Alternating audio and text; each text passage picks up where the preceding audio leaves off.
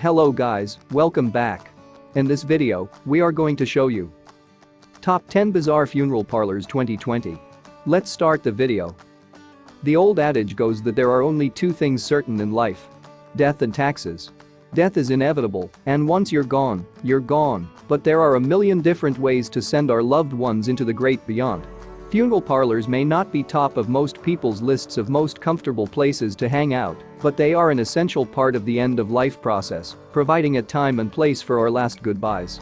These funeral homes are some of the most unusual we've come across. Number 10. For pets. Why should humans be the only creatures to be honored by a proper send-off? Samsara Eternity Crematory in Soignies, Belgium, agrees. Clients at Samsara can have a memorial service where their beloved pets are surrounded by decorative fabrics and soft lighting. Those who do not want to have their furry friends cremated may opt for a burial in a nearby pet cemetery or choose to have their best pals stuffed by trained taxidermists to eternally keep them at their master's sides. The services are arranged by Animatrons, started in 1995 by founder Patrick Penville. Penville says his company claims it is the first of its kind in the country and presents it as an alternative to no-frills disposal of pet remains. Number 9. Irish Pub. When the last call lights come on in a bar, it's usually time to settle your tab, find your purse and make your way to the exit. But last call at McBride's Irish Pub in Providence, Rhode Island is a little different. When the bell rings, it's time for last respects, not last Martinmas. The pub is adjacent to Monaghan Funeral Home and, since it opened in 2011, Tears and Cheers, a ceremony where the name of the deceased is read aloud, happens nightly at 10 sharp. The restaurant was once a garage that housed Monaghan's cars and hearses and is owned by the same family. The two establishments share a building. Owner Mark Russell says that many that choose to have their family funerals at Monaghan do so because McBride's comes as a part of the package. Number 8. DriveThrough. Americans spend so much time in their cars that almost any service that can be is offered as a drive-through option, from fast food to cupcakes to liquor. But Oliver and Eggleston Funeral Establishment in Farmville, Virginia kicks it up a notch by offering drive-through funerals. Funeral home president Carl Eggleston cites the convenience of the service for mourners who may be too elderly or otherwise unable to attend a more usual service. The drive-through funerals are set up much as the interior services, only in an adjacent room with a large picture window, so the casket can be seen from vehicles. The casket is illuminated with lights on a timer for as long as the family wishes the viewing to last. Number 7. Wine Cellar. A classy, wood-paneled room, redolent of leather and littered with tables made out of wine barrels, might convey more fancy hotel bar than funeral parlor, but Hodges Funeral Home in Naples, Florida, wants to change your perception of mourning.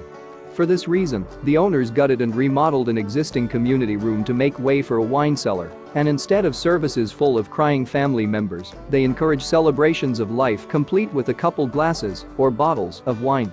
Seth Minso, funeral director and general manager, says he's never, in his quarter century in the business, seen such a service and that more and more people are requesting it. In fact, Hodges doesn't want any trappings of the Victorian funeral home environment at all, shooting for a high-end restaurant feel instead, with flat-screen televisions and plans to switch out the pews for lounge areas, full of relaxing couches and squishy chairs. Number 6. Very modern. Most funeral parlors are built after the Victorian concept of funeral architecture, with tall, bone-white Gothic columns, dark carpets, and gold sconces, with very few windows. The funeral home and garden in Pinoso, Spain, couldn't be further from this concept. It looks like a chic mid-century modern-style home with a low, square profile located on the side of a hill, complete with generous courtyards. The glassy black exterior boasts copious amounts of windows that let in floods of natural light. The interior is also shockingly modern, bright white, and thoughtfully designed with stylish furniture scattered about. Even the chapel is rendered in a pure, bright white, with a very minimal look.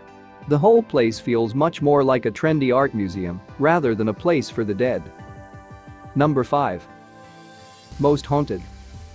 All funeral parlors are fertile ground for haunting stories, so to boast the title of most haunted is really saying something, though Cleveland's House of Wills is a strong contender for the honor. The building dates back to 1900 and was named for founder John Walter Wills. It was one of Cleveland's longest-running African-American businesses when it shut for good in 2005 and fell into disrepair. The building, with its elaborately themed rooms, was rumored to be a speakeasy during Prohibition and a meeting hall for Freemasons at one time, bulking up its haunting potential. "I don't believe in ghosts," says Eric Freeman, current owner. "I didn't before, and I still don't. But I have seen stuff here that can't be explained." There are many stories connected to the property, all of which you can hear in detail, as the Cleveland Paranormal Society hosts ghost tours at the House of Wills. The Parlor was also featured on Season 2 of Ghost Brothers. Number 4. For the rich and famous. If asked what John Lennon, Jackie Onassis, and Philip Seymour Hoffman have in common, other than being famous and late, you might have a hard time coming up with it. But all have had glitterati goodbyes at the same funeral parlor. Frankie Campbell Funeral Home in Manhattan, which provides send-offs for the rich and famous. If you want to die like the stars, though, you need to have a bank account to match. Campbell sells a $90,000 casket and, in one case, the bill came to $150,000 in total. In order to conduct one-percenter funerals with dignity, this Upper East Side parlor has to deal with some really bizarre circumstances, such as being ready for uninvited fan break-ins and conducting services with utmost secrecy, not to mention strict guest lists. Number 3. Oldest. Bucktrout of Williamsburg, Virginia is the oldest funeral home in the United States, opening in 1759, making it 261 years old. It didn't start as a funeral home, strictly, but Benjamin Bucktrout and Anthony Hay made wooden caskets and provided burials on their farm, which, over time, transitioned into a more formal funeral parlor.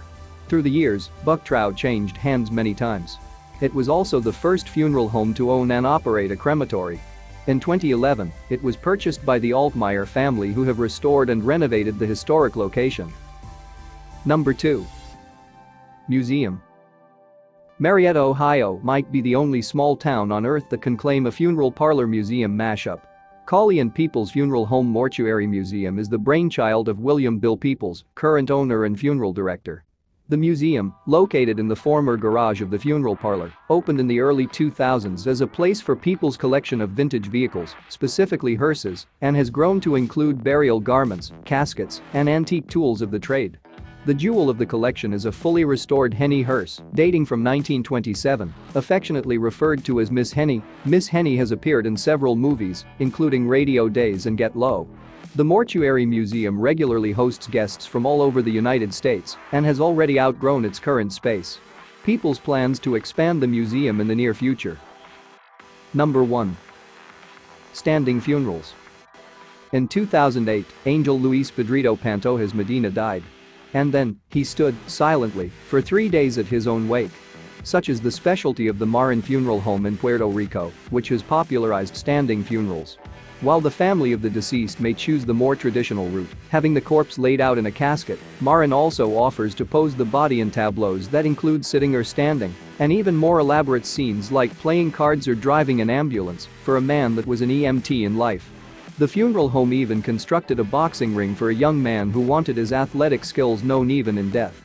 Included with the service are elaborate costumes, if requested, such as one man whose family dressed him as his hero, Che Guevara, or a woman who wanted to be a guest at her own funeral wearing her wedding dress. The practice is legal, though controversial, with some folks believing that it's downright sacrilegious. All this is for today's video. Hope so you enjoyed it.